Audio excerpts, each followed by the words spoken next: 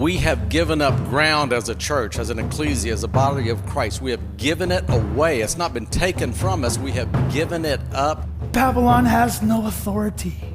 When I talk about schemes like registration, schemes are created out of greed, envy, and fear. We've read the end of the book.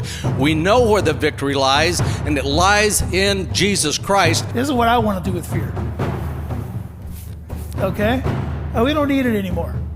We are the Ecclesia. This is a clash of two kingdoms. Because there is a science to registration. Did you know registration is an ancient thing? The Bible is replete with language that is martial, with language that is governmental, with language that is political. By the way, that word religion doesn't mean Buddhist, Islam, doesn't mean any of those things.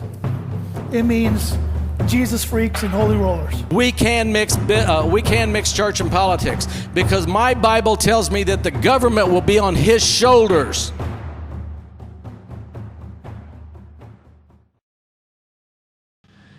Hello, Levitical Kingdom privateers. Welcome to another episode of the C2K Report.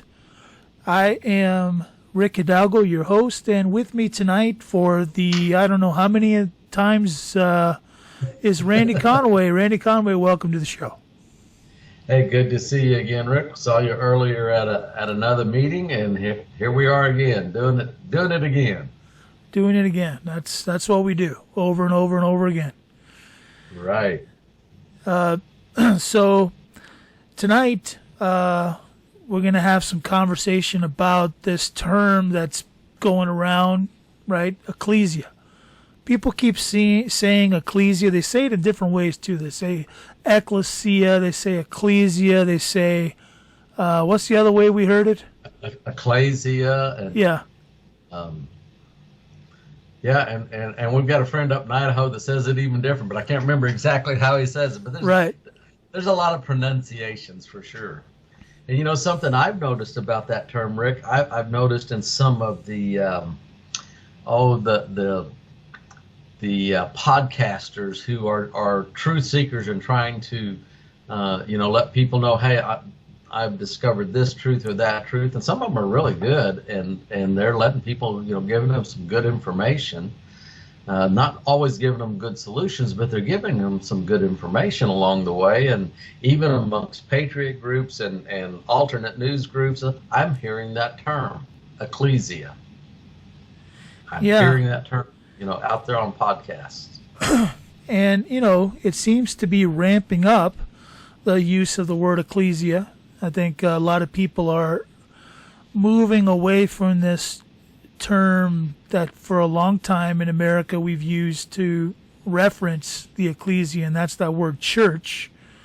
And I want to say this, Randy, while we're having this conversation.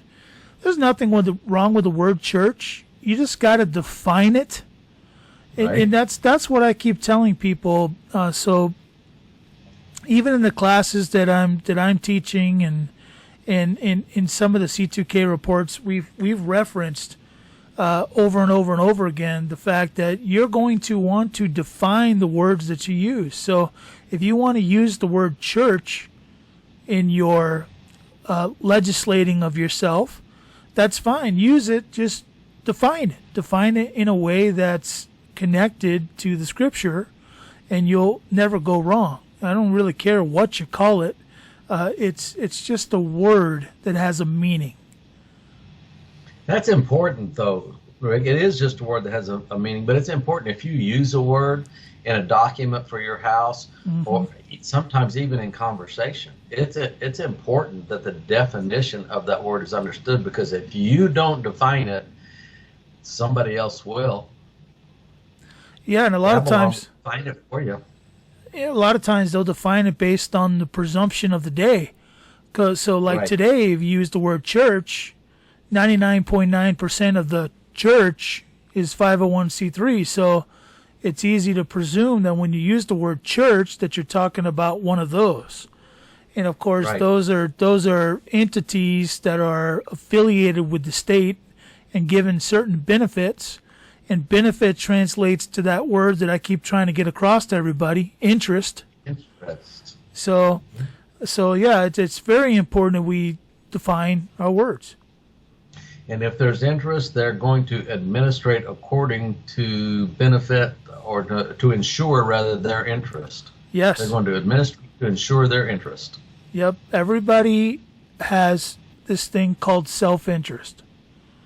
It's one of the mechanisms that God gave us to protect ourselves, is this idea of self-interest. If you're in a fight with somebody, if Randy and I got in a fight out of self-interest because he'd see this giant man coming at him, he would pick up probably a bat or a wrench or something to kind of level the playing field, right? You're close. If I'm backed in a corner, yes. If there's no corner, I'm going to outrun you, buddy, because you're like twice my size, four times my size. You're bigger than me. It doesn't take, in honor of football season, because right now it's about to be football season, and, right. I love football. I don't run a very good 40. Okay? So, just saying. I don't run as fast as I used to, but, as the old saying, it just depends on what's chasing me, right? If you're chasing me, I'm going to outrun you, buddy. But that's the principle of self-interest, is you're going to, out of self-interest, you're going to defend yourself. And that's basically what Babylon's doing and everything. We had a little pre-show conversation, and maybe this isn't very kosher for YouTube, but you guys know what I mean when I say J6, right? There was an event that happened on January the 6th a few years ago. A bunch of patriots showed up for an event. The event got a little bit out of hand because there were some people in there that weren't exactly legit, right? People were invited into buildings. People were invited into certain sections of D.C. that weren't supposed to be accessed, and all these kind of things. Basically, to use the picture, the word picture that I've been putting out for the last few weeks, you were sitting at a poker table, and you were representing your house, and on the other side of that poker table, Babylon was representing their house. And every time that you took a step into something that they controlled, you gave them a chip. You kept giving them a chip, and you gave them a chip, and you gave them a chip. And what they did is they defended their self-interest. That's what happened there, is they defended their self-interest. We really don't have the mandate to attack the Babylonian system. Our mandate is easy. It's in Revelation. It's also in other parts of the New Testament. It tells us to flee from idolatry, right? Our mandate is to come out of Babylon. It doesn't say lay waste to it and then come out. It says come out of Babylon, because God's going to lay waste to it. And when you understand that, Rick, that they are going to administrate to ensure and protect their interests, they're going to act to protect their interests. They're going to and because they are not righteous, because that's why the righteous are called out of her, there is no righteousness. In fact, Isaiah 59 says that righteousness cannot be found. Truth has stumbled and fallen in the streets, and there is no justice. It's describing that system. And if they're going to protect their interests, they're not above lying and manipulating and creating scenarios to make you assume one thing when it actually they've defined something else by it. You're playing against, you're sitting at that poker table trying to protect your chips. They're protecting their chips, but they already stacked the deck. That's a great analogy. That's actually exactly right. And the only way that we can win at that card table is to put the pressure on them by taking as much interest back as possible. Because now at that point, you expose the stacking of the deck.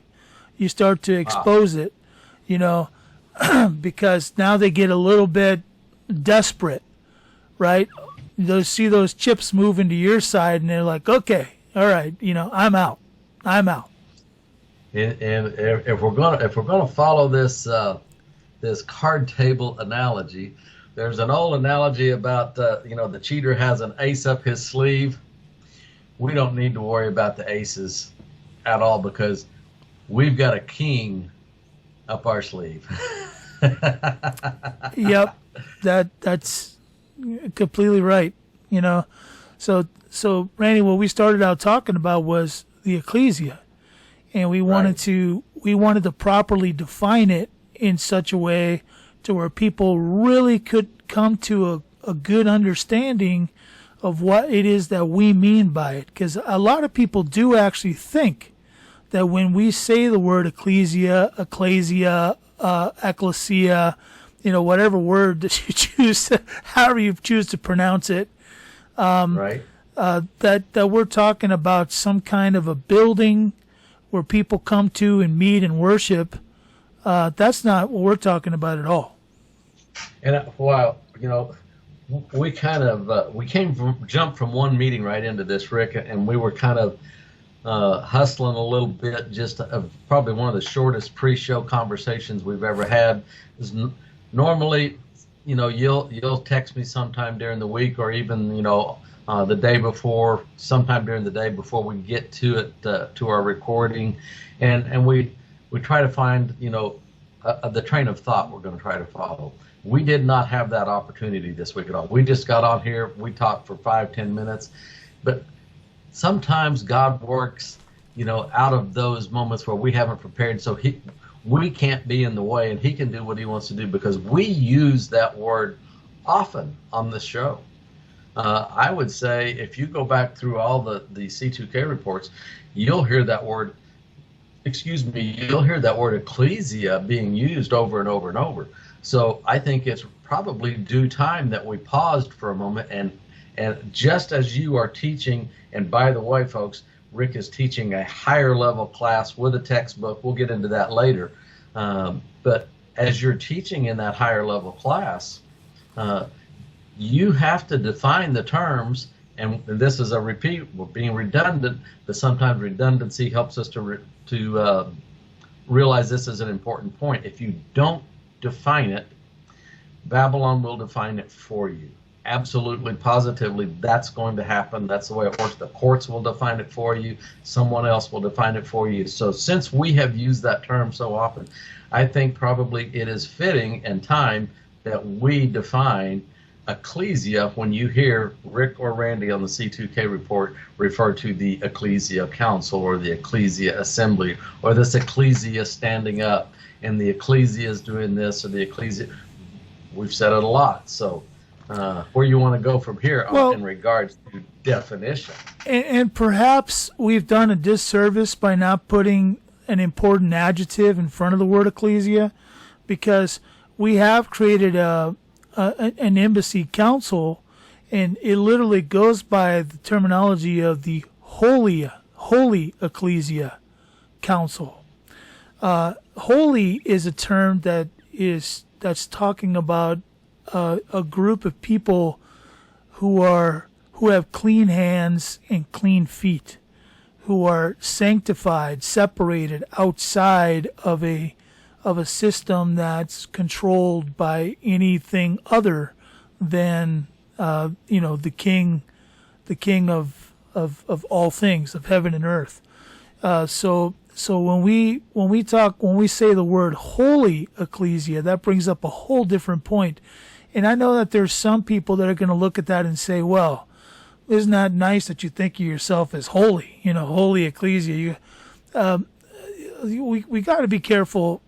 We got to be careful about associating that term in the way that Babylon's always wanted to associate it, because, Randy, you and I are more than familiar with all of the fraudulent activity of the church that's happened all through history, the things that have happened behind closed doors.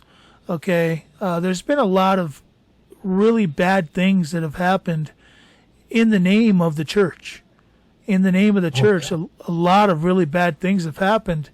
But when we use the word holy, again, we're going to define that, and the definition is clean hands, clean feet for the Lord, We have removed the compelling interests of the system that we are now find ourselves living in, okay? And we are going to serve the true king.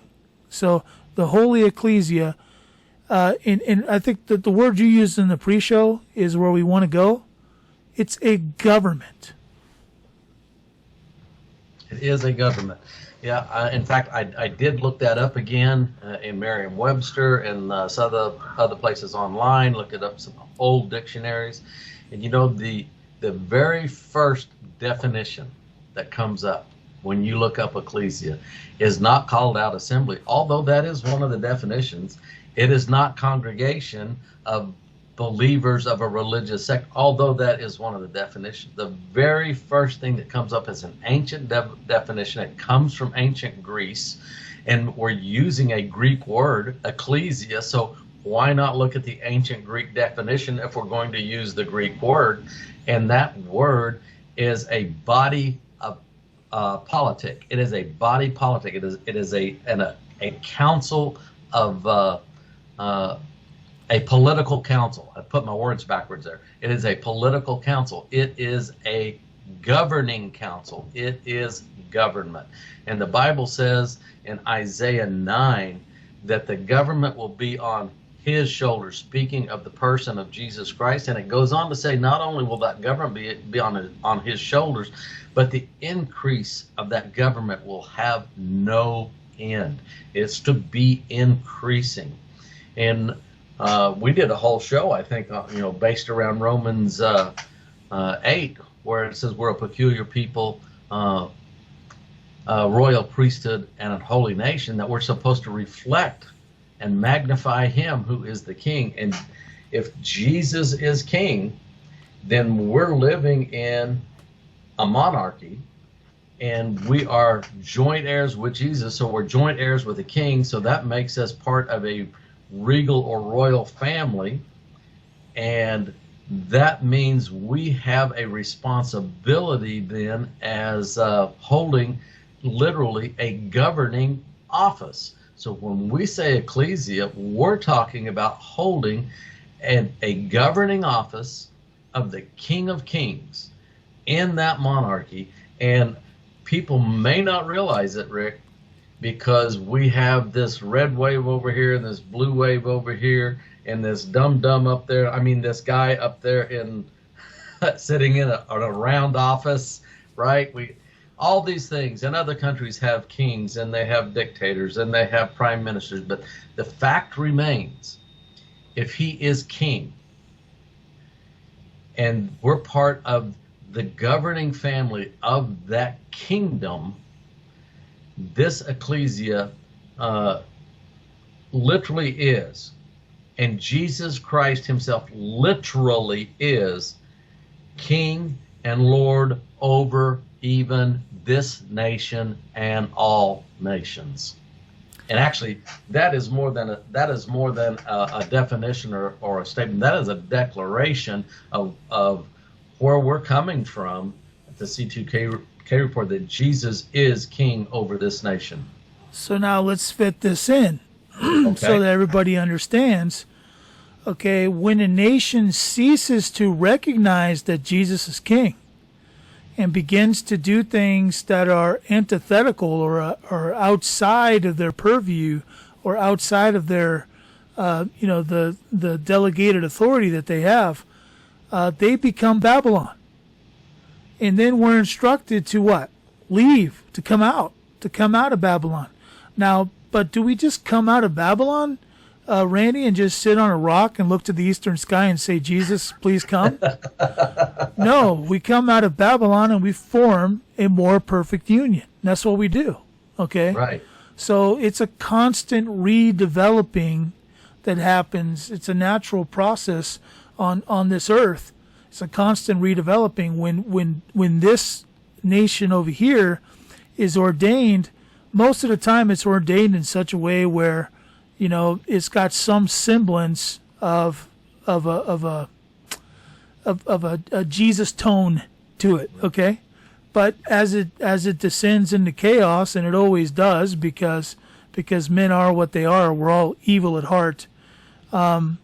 we have to come out of Babylon and then come out and create a more perfect union. And that is what we're doing.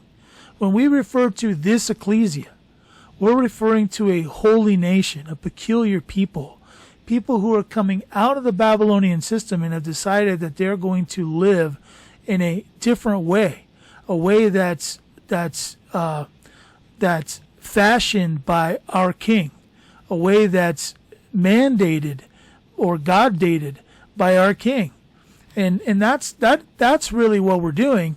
And by the way, if you want to come into that ideology or understand that ideology, we have a free class on Monday nights that you can come and you can take. It's on shopyourfarm.com, $12 a year, easy peasy, okay? Dig through the couch cushions, right? Go down to the kettle at the corner where Santa Claus is, and when he turns his back, take a few quarters, Okay, so yeah, whatever it takes, okay? $12 a year, easy peasy. You get on shopyourfarm.com and you can attend this class on Monday nights. The next one I think is like September the 4th is when it starts. So email me info@c2kreport.com or c2kreport@outlook.com, and we can get you in that class. Oh, that was super. Absolutely. And you know what you just did?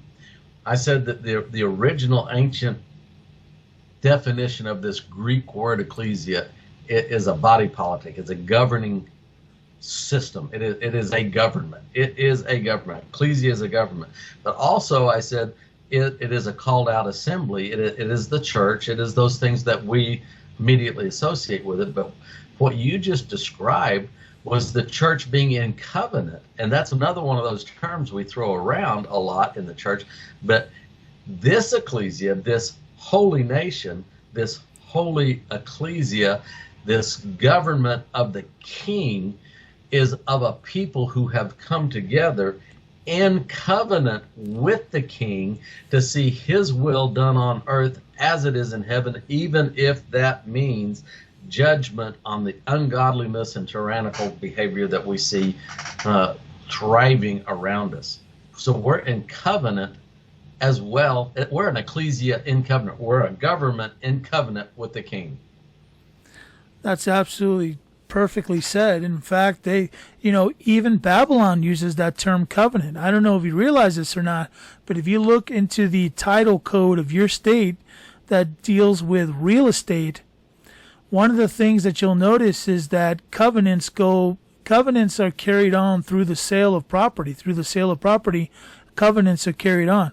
You want to know what one of the most popular covenants are? If you're in an oil producing state, most of the mineral rights are already owned by a previous owner before you ever buy that property. And you know what they call that? They call it a covenant.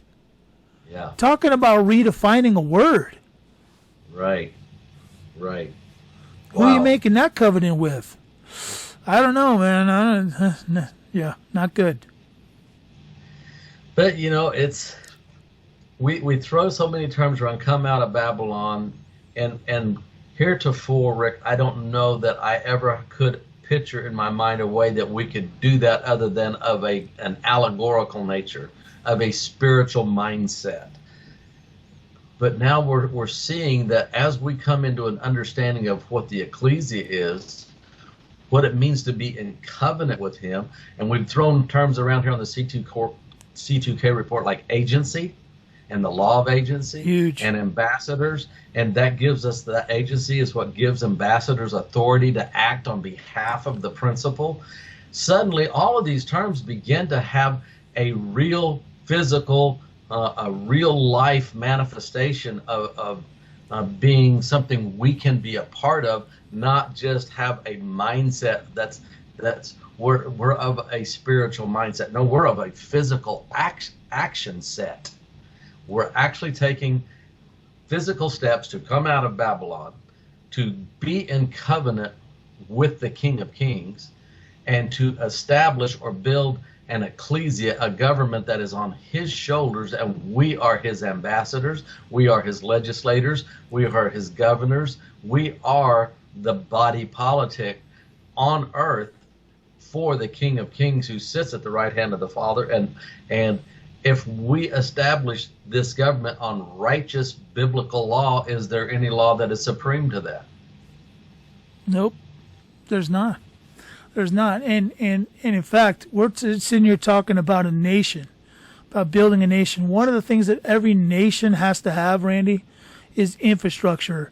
And this next little video that you're about to see, this is infrastructure of the kingdom. I want you to meet Robert Bladesmith. Robert. Have you ever wished you could get a one-of-a-kind, high-quality knife made by caring hands instead of a mass-produced piece of tin? Robert's love for bladesmithing began at a young age when he met some experienced smiths and was amazed by the ages-old traditions of handcrafting metal and steel into stunning, functional artwork. When he first hit the hot steel with a hammer in 1986, he was forever hooked. Nearly 4 decades later, his passion is still alive and well. Robert's love and appreciation of the marvel of God's awesome creation grows even more every day. For Robert, making useful heirloom tools for others is an honor and a pleasure too. Every one of Robert's knives are one of a kind, handcrafted, one by one. Following long traditions of old school craftsmanship, he uses simple carbon steel for his knife, which epitomize the best quality steel has to offer, including ease of sharpening, keenness of edge, incredible strength, and great edge holding ability. With proper care, your Robert Gardner built knife can be passed down through your house for generations. Remember that iron sharpens iron, and may the double-edged sword, which is the word of God, make your path plain before you, now and forever. Robert Gardner, Bladesmith, is a mission of Gardner Ministries. Gardner Ministries at yahoo.com. That's Gardner Ministries at yahoo.com.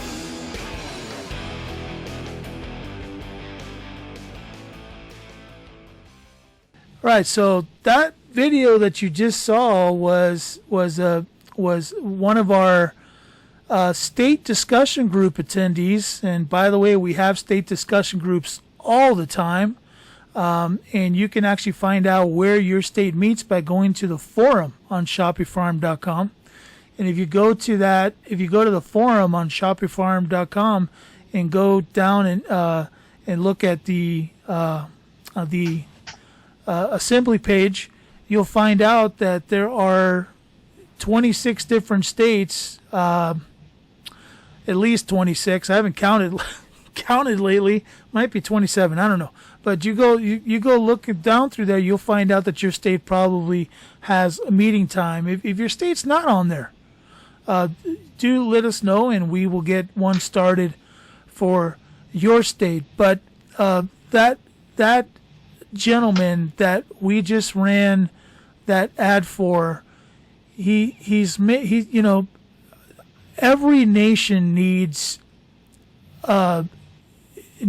infrastructure, needs things to be able to move and trade amongst its people, and Robert's got a very, very special talent of smithing, and he can make you a beautiful, beautiful knife. I should have brought my knife in that he sent to me to show you guys, but he customizes the sheath for it, and the blades are beautiful, and they're perfectly hardened, and the guy's amazing. So if you're looking for a knife, or you're looking for a Christmas gift, or you're looking for a gift for somebody's birthday, a loved one, and a knife is something that comes to mind, there's a guy to get it from.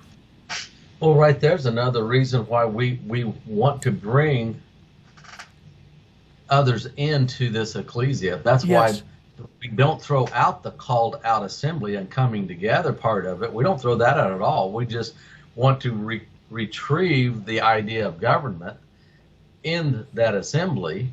And when we bring people together, what was it? The church at Acts, they wanted for nothing, because they were able to do commerce amongst themselves, and there was trade. And not that trade, and again, another word that has to be defined, but commerce and trade is necessary, because I have chickens, you have cows, you need eggs, I need milk. there's trade there. There's good things.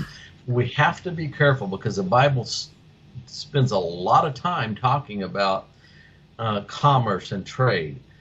We did a show even talking about back in Ezekiel that Satan himself was cast out of heaven because of his much trading, and that Esther went to the king on behalf of the people and said, my people are being sold, they're being trafficked. And we did a whole show talking about this trading. Righteous trading, where there are just scales, where there is equity, between parties, and there's agreement between parties, can be a good thing. But we're not finding that very conducive to the Babylonian system. Not at all. Not at all. Not at all. The same thing was going on, back in the day when Jesus still walked the earth, and he saw these money changers, and we sometimes overlook the idiosyncrasies of some of the biblical text and those stories. But there were people coming to the temple, and they were bringing sacrifices, because this is prior to the crucifixion, when Jesus, the ultimate sacrifice, put an end to the need for sacrificing bulls and lambs and goats that could not wash away your sins. But at that point in time, that was needful because God had commanded it of his people. And here we are, some guy that's just, he's got a bunch of kids, and he's trying to feed them and shelter them, and just like we are today, and things are tough all over. And I bring my sacrifice. I've raised this lamb for this purpose. And the money changer, well, actually, before you get to the money changers, you have an ecclesia. You have a governing body.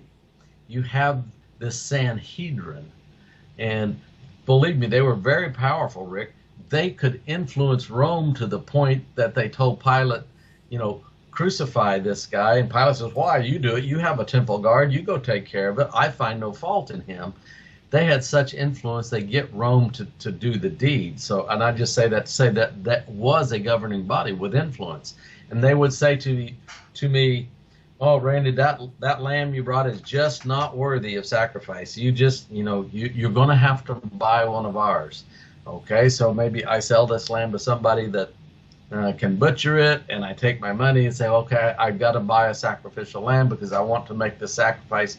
And then comes the idea that, oh, I'm sorry, we can't take that money. You need to go to the money changers and exchange that coinage for money that we'll accept. Now I get pennies on the dollar. So all the way down, everything that's happening in this whole story is taking away from me, taking away from me, taking away from me, until I can't literally come into the temple and serve God in the way that I think I'm supposed to be serving him and offer the sacrifice. And Jesus sees that. He says, you are keeping. And I think Jesus loved that, didn't he? I mean, he was happy, and I think he skipped through the temple. He was just skipping along, right? I mean, is that the way the story went? Stopped his skipping and made a rope made a whip. He overturned their tables and drove them out of the temple and said, you've made this a den of thieves. Absolutely so. And I don't know how I got off on that rabbit trail, but commerce infrastructure is part of this ecclesia. It's part of what we need. It's part of what we're building. It's part of the holy nation. And this is not, and I'm going to say this because I know you're going to run with this. This whole idea of government on his shoulders, and we are the body politic of that government on earth as it is in heaven, and this ecclesia and the infrastructure, all these things that we're talking about right now is not subversive or unpatriotic or in any way wanting to subvert the government that exists. It is not a subversive movement at all. It is a kingdom movement on earth as it is in heaven, according to this book right here.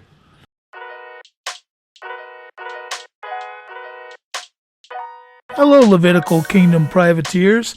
I wanted to include you in an opportunity to join in the excitement of the Babex by sharing with you what we have arranged. We've arranged an agreement with Triton Sports to secure a store site specifically for the Ecclesia. We have home and away jerseys available and home and away hats. The jerseys are customizable with whatever number you choose. Join our team today and start conversations everywhere you go.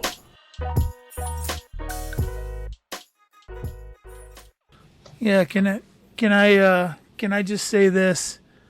So we've got to start using different words. So when we refer to this Babylonian system or this current, you use the word government, we need to start referring to it with a different word because it's not a government. Right. Okay, there is only one thing that qualifies as a government. It was put on whose shoulders? Can you repeat that part again for me, Randy?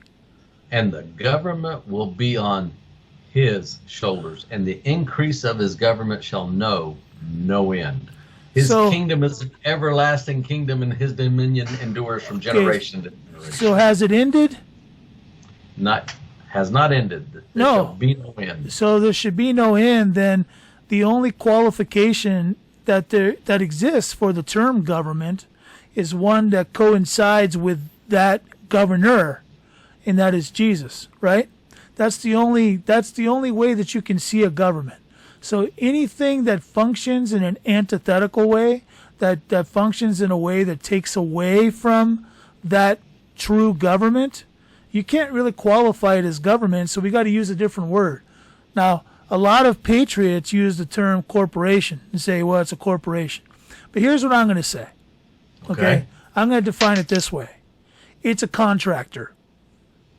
Okay? That's all it is. It's a contractor. Civil contracts. And you know what? You can own slaves. You can have influence over things that happen societally. You can do so many things through contracts. Contracts can get you all the way to the point of looking, smelling, and feeling like a government. But the truth is, it's not legitimate. It's not legitimate.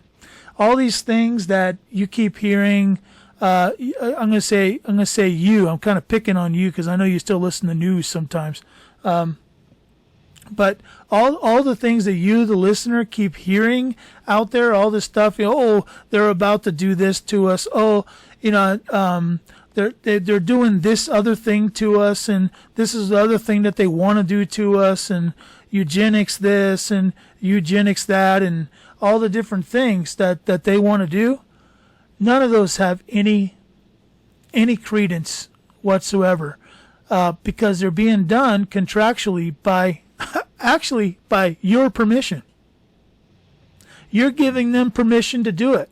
So you have no right to be telling me, oh, they're going to do this to us. You're the one giving them permission to do it. You're doing that by... You understand all those things, Rick. That is their plan.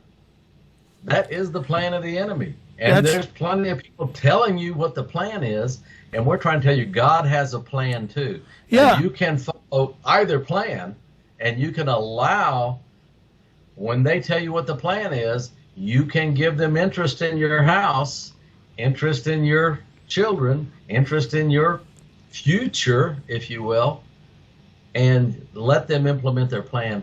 Or you can be submissive to the plan that God laid before the foundation of the earth. And you can focus your attention on it by talking about it, okay?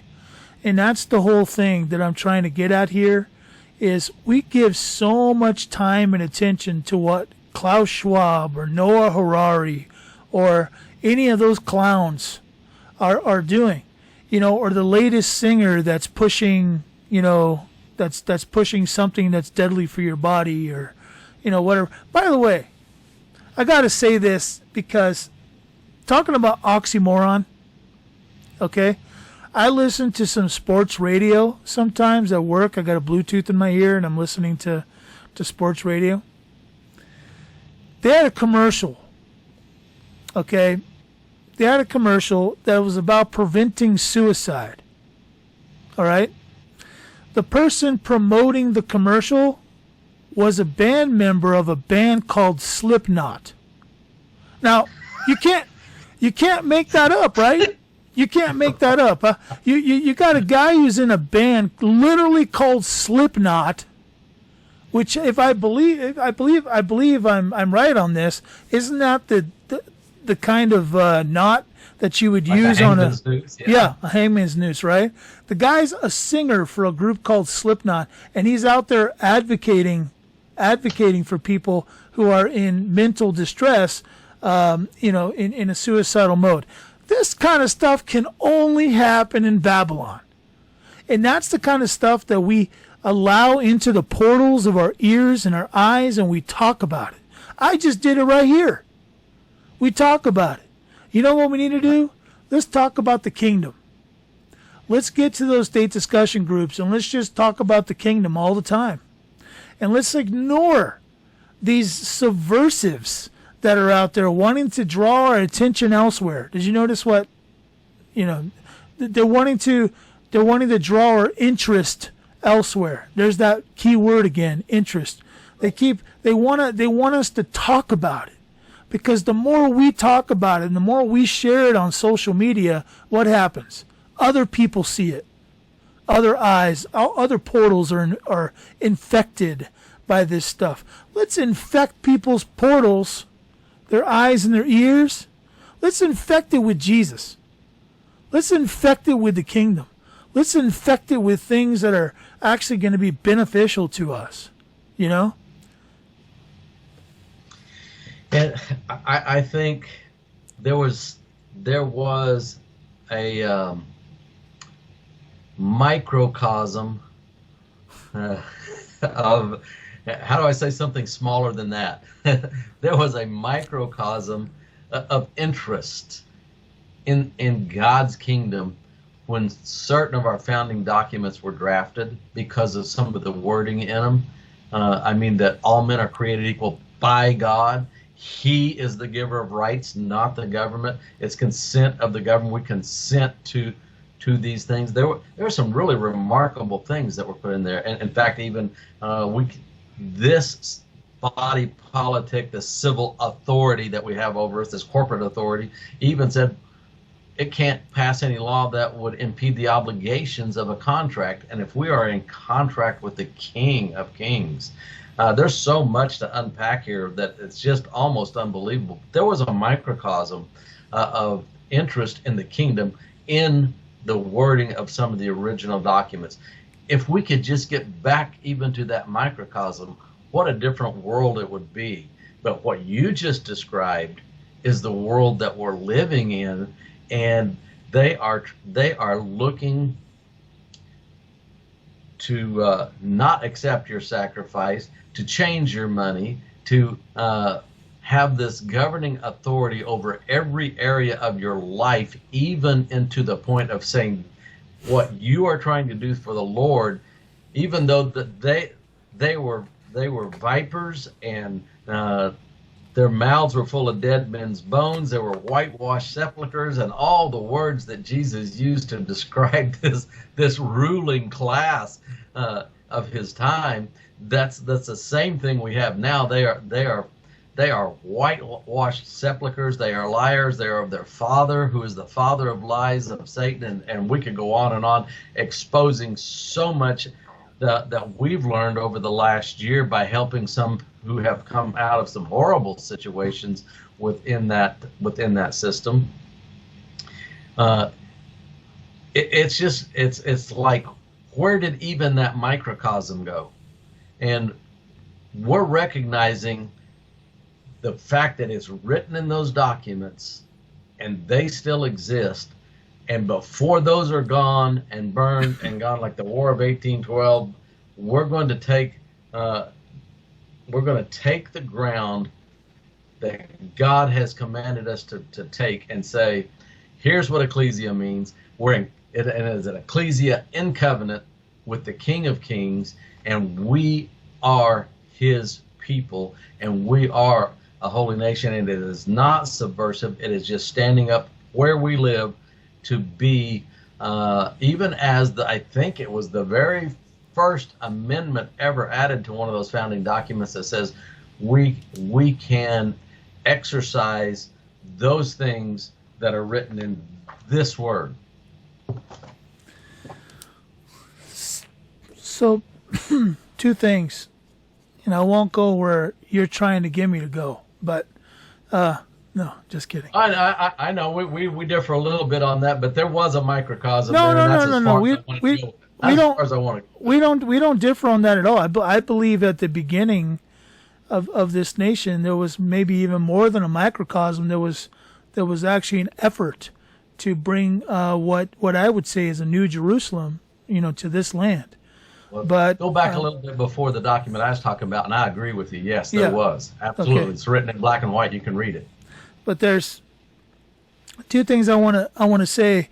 In a sense, we're in a much worse place now than even our forefathers were, and even their forefathers were, and even our biblical patriarchs were, because this system has had such a long time to perfect its thing. Yes. Okay, that what's happened is now how do you even receive the blessing? Because there's this principle of first fruits, right? Well, right. Nobody even gets to see their first fruits. You don't even have a chance at your first fruits because this thing called withholding. Okay? So it's like you never even get to see your first fruits. We've got to, first of all, we got to take care of that. We got to knock that out, okay? So that our first fruits can come back to us and we can actually utilize them the way that the scriptures tell us to. And the other thing is, when you were talking about that, what'd you call it, a microcosm? Or when you were talking about that, I was thinking of little things, and then this American legend came into my mind. And I don't know how I associated this, Randy, so forgive me. but my mind works in some weird ways, okay? But I was envisioning, okay, so there's this American legend of Johnny Appleseed. Right. Going around and planting apple trees all over the country. Right. All over the country. That is what the Ecclesia is in a word picture. We are taking this desolate land that has committed all of its resources to this Babylonian system. And we are that Johnny Appleseed going around with our bag of apple seeds. And now I'm getting a cartoon version in my head. That bag of apple seeds, and he's just broadcasting it out there, kind of like the parable of the sower, right? He's broadcasting it out there. Some might land on hard soil, some might land in the rocks, but some of those trees are going to grow. Okay, mm-hmm. Some of them are going to grow, and that's a perfect picture of this ecclesia, because as we come out of this Babylonian system, we have the ability to restore this earth to the garden. I agree. We can do that. That curse is over, folks. Jesus ended that curse. We can plant the garden. We can have absolute beautiful, luscious food that's full of nutrients. Right now we are choosing to do things Babylon's way, and it is affecting us. All the monocropping, all the now I'm talking to some of my brothers and sisters right here in the state where I live. They do it because there's money involved, right? Subsidies. This Babylonian system says if you grow this, or this, we're going to help you. So what do? They grow this, and this, but so there's a lot here. Do you not think that the principalities and powers that influence the earthly political leaders don't know what resides in regards to the authority and dominion and power that the sons of God hold because of the agency that we have? And so they do that on purpose so that we won't restore this earth to that condition. Oh, and you've said it's a clash of two kingdoms. You said it a million times. I've heard you use the word terraform. That's exactly what they're doing. Is they're terraforming this earth to what they want. To what they want. And unfortunately, it's because they're on a mission to be a god. They are on a mission to be a god. Yeah. Yeah. But, and it's unfortunate, Rick. It really is unfortunate. We didn't see that coming, and we were waiting for Jesus to come and make everything good when he said, "Go, do this. I've given you, authority." He gave it to Adam, he gave it to Noah, he gave it to us at the ascension. And I think that maybe even the very last show we did, but it's fitting again in the middle of this conversation, that all creation is groaning, it's in travail, it's anxiously waiting for the sons of God to be revealed. And it literally even goes on to say, I'm going to have to paraphrase now because I don't have it open in front of me, but literally the glory of God is revealed through the sons of God. And all creation's waiting on it. So yeah, let's bring they have that. They've done that. Let's bring it full circle. Okay. They're waiting on the Ecclesia. They're waiting on the Ecclesia. Yes, they are. So here we are. What are you going to do about it? And by the way, Randy, you gave me way too much credit. You were saying that they had us, sitting on a rock and saying, "Come, Jesus, come," right? You know what? I wasn't doing that. You know what I was doing? I was watching Hong Kong Phooey. I was watching, Scooby Doo and Mickey Mouse, and I was watching football and baseball and college basketball. That's what I was doing. I wasn't paying any attention to the things that have any realistic or any reality to them whatsoever. You were not alone, brother. You were not alone. We were distracted and they implement, and we didn't realize that's what they were implementing because they broke a sacred trust. We put people into places in this, at least in this country where you and I grew up, into a place to make decisions to that would be representative of the population, of the people of this country, and they did not do that. They broke a sacred trust. I believe they'll be judged very, very harshly for that. So anybody that is holding a particular political office, you need to really consider how God looks at breaking that sacred trust and how he's going to judge it. But I got one other thing to add to this conversation, and I know how people feel because you get this question all the time, much more than I, but I get it as well, and people are worried about the literal, how do I word this for YouTube? The ability to enforce the authority that they have assumed. I hope you understand what I'm saying, that they have an ability to enforce things. Yeah. And so people are hesitant to stand up and say, we are a holy nation, a royal priesthood, a peculiar people, that we should show forth his glory. But they're not hesitant to say that I'm an American or a Cherokee. I mean, so do they feel like they've been defended and enforced in that system? But at the same time, while we're running afraid of this, what did you call it? A dragon with Crayola teeth? Yeah, man, that's what it is. Yeah. While we're afraid of that, we'll still quote out of the other side of our mouth, "No weapon formed against you shall prosper." And if God be for us, who can be against us? And though he slay me, yet will I serve him. If we're going to make those declarations, it's time to live those declarations and to be a peculiar people, a royal priesthood, a holy nation, and let's be an ecclesia so that we can see his will done on earth as it is in heaven, because Babylon is not going to perform his will on earth as it is in heaven. It's going to take an ecclesia. It is. And speaking of the Ecclesia, I want to introduce you to a man who is also a part of our state discussion groups. And I've had the privilege of sitting with him for the last 3 sessions in my senior level class.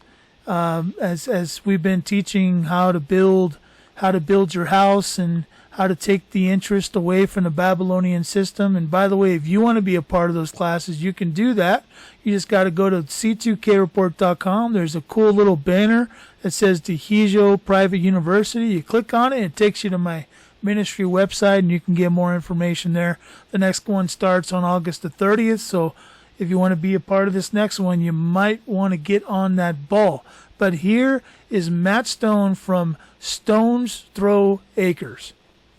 Welcome to Stone's Throw Acres. If you enjoy nature as God intended it, you'll feel right at home. Here on this ranch, work and play are one and the same. We enjoy working in and with God's nature, not against it. We wouldn't be telling you the truth if we said it was easy, but the fruits of our labor are worth every ounce of effort. We are excited to show you our little ranch. Join us at www.shopyourfarm.com and find the store at Stone's Throw Acres. There, we will supply you with nutrient-dense foods at a fair price. Here at Stone's Throw Acres, our mission is to work with and not against God's nature to restore the soil's health and give life-giving properties. As we achieve this mission, we work towards our vision in providing an opportunity for all people to have nutrient, natural, dense foods at a fair price. Come to Stone's Throw Acres today at shopyourfarm.com. All right, so Randy, we've talked a lot about a lot of things tonight. We've talked about what is an ecclesia. We've defined it. We've kind of taken it all the way around back into a circle. There was another thing that we were talking about wanting to kind of clarify tonight. And the way you put it, I kind of liked the way you put it. You said, doing it officially in Christ. There's a way that seems right to a man, and its ends lead to destruction, right? Right. When he describes his way, he describes it as straight and narrow. So you really can't get lost or get off track, because straight and narrow is, it's like an arrow. Okay, it's straight and narrow. It's not broad. It doesn't give you a lot of options to go to the left or to the right. It's very straight and narrow. So when we talk about doing things officially in Christ, we talk about doing it in the right capacity. We're doing it as his ambassadors, as his servants. So when we talk about building our house, we're not getting hammer and nails to build a house, right? We're getting paper and pencil, and we're taking our family and we're sitting around the table and we're having conversations and we're creating agreements and contracts with one another that are going to protect everybody in the house. And there's just a lot to legislating yourself. And I think a lot of times, Randy, I hate to say it, but we kind of become a lazy people that have just rather hand it off to Babylon to take care of. Oh, I'm afraid we have. That's why we're in the condition that we're in. I'm afraid you're right. And it's even when you know the plans of the enemy, the Bible says if you know something's coming, the wise man makes preparations. If you know the plans of the enemy, we're not saying this is the silver bullet. If you do this document right here and you fill this out and you send it in, this is your silver bullet. No, in this world you will have much tribulation, the Bible says, but Jesus said, but be of good cheer, for I have overcome the world. So we're following the one, serving the one. We are under the authority of the one who has overcome the world. So I'm not saying don't listen to the plans of the enemy so that you can know how to get your house in a position to overcome the plans of the enemy or survive the plans of the enemy. If you need to do certain things, do those things. But if you're living in fear, Babylon's ruling you. If you're living in wisdom, you're preparing for your house. And how can you prepare your house for anything that you don't know about? Because the future belongs to him. And there's so many people that are trying to unfold timelines and prophecies and all these things. And I know what you've said. You've become a panist. Panist, yeah, and which is a good thing, because it's literally saying, I put my trust in the King. Now, for what is required of me, Paul even said, if a man won't work and take care of his family, he's worse than an infidel. We're not offering silver bullets. We're offering something better than that, something so much more than that. It is literally coming to an understanding of how we're going to remove the interest from Babylon, this system. And I don't care if you're in America, if you're in the UK, if you're in any country, how you come to a place of saying, as for me and my house, we will serve the Lord. We're going to remove the interest from Babylon, and our interest is going to be in his kingdom. And at that point, it's going to require faith. It's going to require fortitude. It's going to require action on your part. Like you said, you can't let somebody else do it for you. It's going to require action on your part so that you have a full understanding of where the interest has been and where it now lies. And it's also going to require teammanship, because, you know, we can have one house over here and one house over there and one house on another side of the planet, and we can, you know, each one of those houses can experience a certain level of victory. Okay, Right. You know, but if we're really going to see the victory that that we are called to see, you know, because we've been called overcomers, we've been called more than conquerors, we've been called all kinds of things.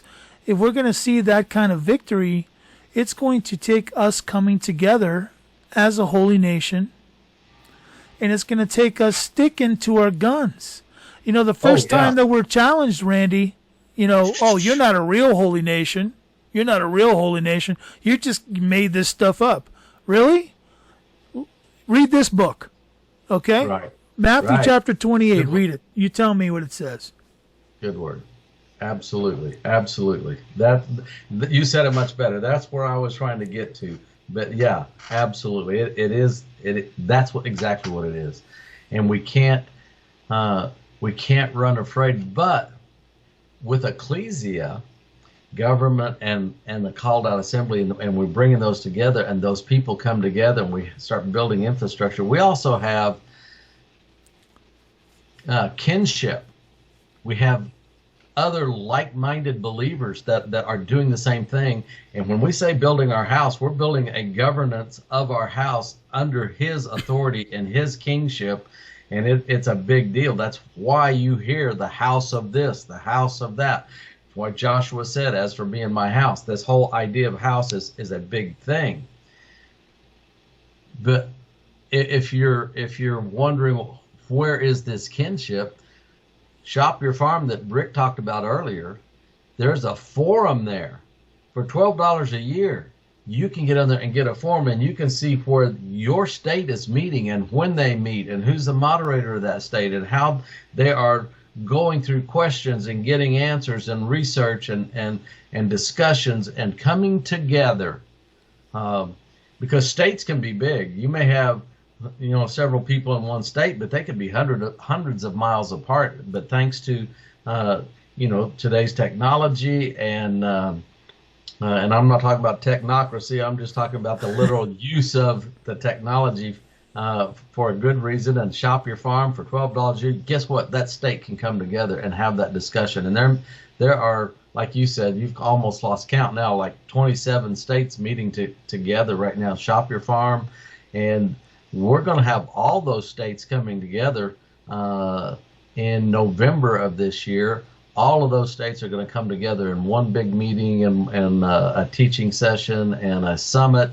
And that's something you'll want to be a part of. And you're going to find out about that on that forum if you get in and become a part of your state discussion group. Say, I want to know what's going on in Missouri. I want to know what's going on in Tennessee. I want to know what's going on in Florida, wherever you're at.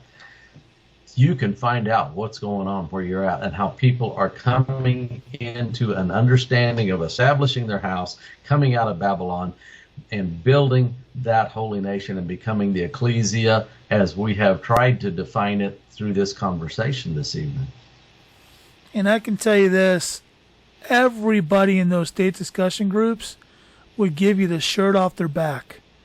They are the most amazing people. I have fallen in love with every single one of them. And likewise, by the way, I feel their love because they come back to me all the time with that. So, what we're building here is not about Rick. It's not about Randy. And it's not about any of us. It's about his kingdom. It's about, reversing this subversion that we see in society. We realize that we're in the minority and likely will always be in the minority, but that doesn't hinder anything. It doesn't change anything. It doesn't make us fear anything. We count it all joy. We count it all joy. And what does the scripture say? A lot of people want to take things to the nth degree, right? The moment you start talking about this, like, oh, they're going to kill us. Well, let's just say they did. To be absent from the body is to be present with the Lord. Okay? So, you know what? I have a whole developed theory when it comes to that. And it's not just a theory, by the way. It's an ideology that the Bible proclaims. Okay? There are courts in heaven. There Yes. are absolutely courts in heaven. And our Father weighs the interest. He's got a scale in his hand, and he weighs the interest. And when that accuser of the brethren, which is what he is, that's his persecution office, okay? That accuser of the brethren, when he goes up there to persecute, and he goes to the Father and he says, Randy hurt my feelings, okay? And Randy so-and-so, God the Father is going to look him in the face and say, show me your interest. Is there a contract? Is there an agreement? Is there a covenant? Is there an oath? Is there an affirmation? Any of these kind of agreements? Is there any of these things? Are there? Show it to me. Prove it to me. There's not? Get out of my courtroom. Okay? Because that's the way he rules. He's a fair judge. He's a righteous judge. What this system has sought to do is to brainwash us into thinking that there is no justice in the courts of heaven. That the only justice you'll ever get is in these things that they call courtrooms down here, which are actually just corporate tribunals of contracts. Okay? And you know what? You're never going to find justice here. You're not. And they can't even agree. Yeah. Yeah, they can't even agree. Of the 12 appellate courts across the United States, 70% of their decisions get overturned by the Supreme Court. They can't even agree. No, they can't even agree. So you want to find real justice, you're going to find it one of two ways. Give all your interest away to Babylon, and Babylon's going to give you Babylon justice. And good luck, because that stinks. We've all been there. We've lived it our whole life. Okay? Ask the Hebrews in Egypt about Babylonian justice, and they'll tell you all day long. Okay? Or you can stack all the chips on the kingdom side, take the interest away from them, and let them go be the accuser of the brethren and see what happens to their ugly little butt as it gets driven out of the courts of heaven. Okay? That's your choice. Now, you can choose whichever one you want, and you know what, Rick and Randy, we have no say as to which way you go. But here's our pitch. Come along for the ride. Taste and see that the Lord is good. Okay? That means try it. That's what taste and see means. Come and try it. Okay? Come and beta test it with us. All right? If you don't like it, if you like Babylon better, you can go back. You can go back. I wouldn't. Personally, it's not my suggestion, but I'm just telling you, taste and see that the Lord is good. Come on out of Babylon. You're going to find out that it's much better on this side. There's an optical illusion that Babylon has put in front of your face. When you look over to the kingdom, it looks like you have to die to get there. Okay? Yeah. That's what that's what it looks like. That's what they tell you. They will all die and go to heaven, and Yeah. it'll all be good.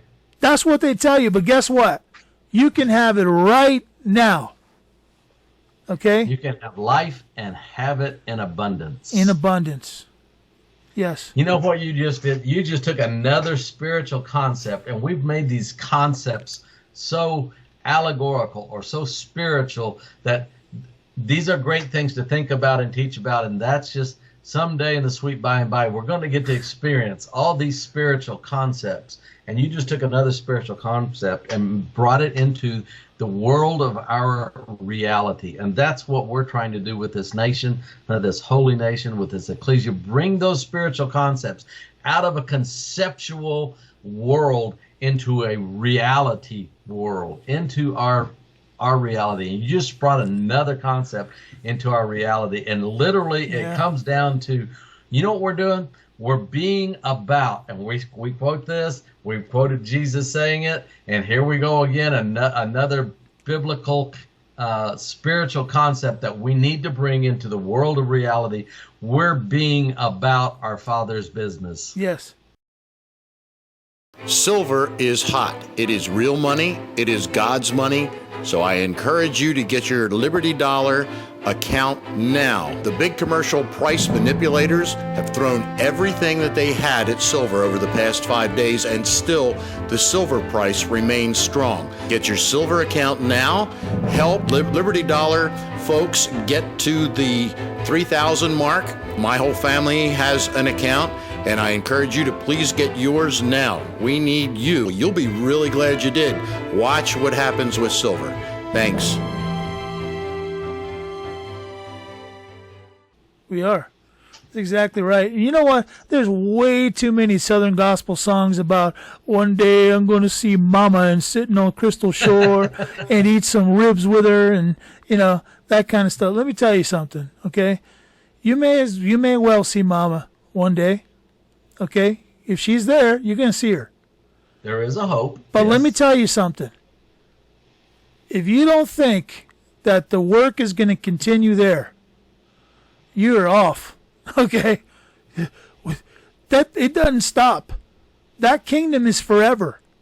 A kingdom is not a thing where we all sit at a table 24 hours a day and share food and eat at this heavenly kingdom table for the rest of eternity. That is not how it works, okay? So get that out of your mind. And by the way, if you're thinking that you're going to get wings and sit on a cloud and play a harp, that's not going to happen either. Okay? So this is my moment to blow as many paradigms as I possibly can. Okay. Okay. No, but Dolly Parton literally wrote a song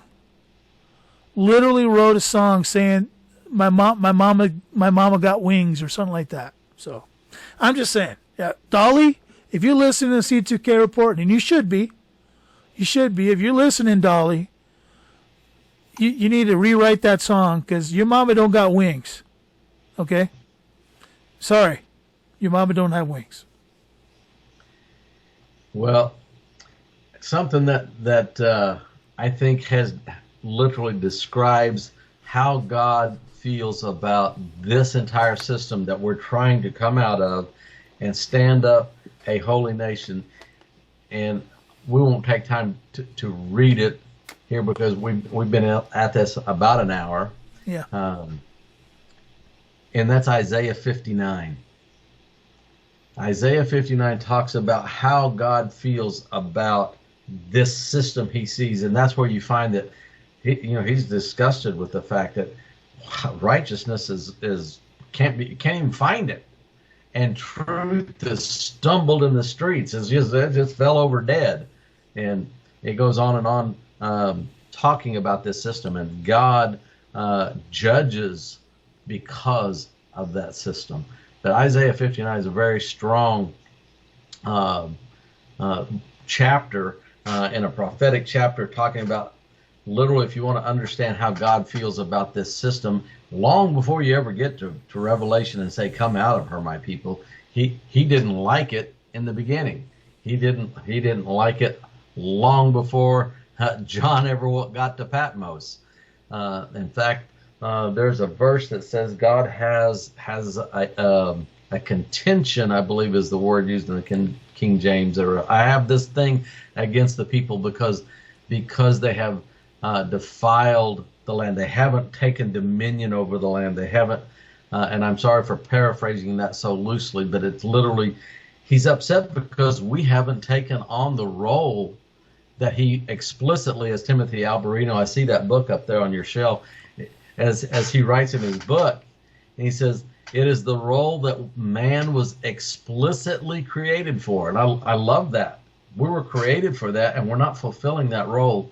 And so, yeah, taste and see. We're on a ride. We are. We're on a ride, and there ain't no stopping now. So that's really all I think that we're going to cover for tonight, Randy. Did you have a poem or anything to share with us? Yeah, I got a flashback. We did this one once, but it's just, the wording of it just too fitting with the example that we kind of played on tonight. So if people don't mind, we're just going to do a repeat. And fortunately, it's not one of those that's like 14 pages long. So, right. And by the way, you can find Randy Conway poems on ShoppingFarm.com too. So. Yep, absolutely. And as we say, come taste and see. Even the title of this poem is fitting. Nothing is impossible. If you say, "What you guys are talking about, that's impossible." In fact, that chapter in Isaiah that I referred to begins its very first verse of that chapter saying, "The hand of God is not so short that it cannot save, nor is his ear so dull that he cannot hear." He is there. He is the God who is there. He is in our reality, not in a spiritual concept that we have to wait till the sweet by and by. Nothing is impossible. I lie in bed as the sun begins the day, too afraid to rise, too cynical to pray. The fabric of my world is torn and frayed. Can this be a day that God has made? Betting with tomorrow, the odds become impossible. Finding peace in the world we live in is not plausible. Expecting more than yesterday is just improbable. Problems mounting cannot be drowned. They are not soluble. Satan's words hang in my head with constant accusation. The church is hurting and the Spirit has left the congregation. We all lie in our beds and fear the day. It is a world in expectation of destruction of our comforts, while our souls cry for emancipation. What we thought would set us free has rather made us enslaved, and rather than flee the game, we sit with Satan and we say, "Deal me another hand, for I will satisfy that for which I crave." And so the odds continue to build as the church sits down to play. And now it has come to this, that we must live in fear, ignoring the call that comes from God, wanting to draw us near. Can we even hear the call when it is ourselves that we hold dear? And impossible to change it all are the only words we hear. But these words are lies, and not from God, but from the enemy. Jesus died and was crucified, and he has won the victory. Not a victory for himself, but for all mankind, including me. And impossible is overcome through the Christ of Calvary. Impossible is where God specializes. And while Satan continually emphasizes that our hearts are black and he criticizes, God is waiting, and his forgiveness revitalizes, and nothing is too difficult. For the God of all creation, nothing is impossible. For the God who made presentation of his love, which cost his son, given without hesitation, I will run to him, because it's time to live without trepidation. To conquer the impossible is simple to achieve. It can be done by anyone who will face it on their knees. And no longer will I lie in bed afraid the day to see, for now God is my shield, my hope, and my victory. Everything we do here at the C2K Report, it's all about the blood.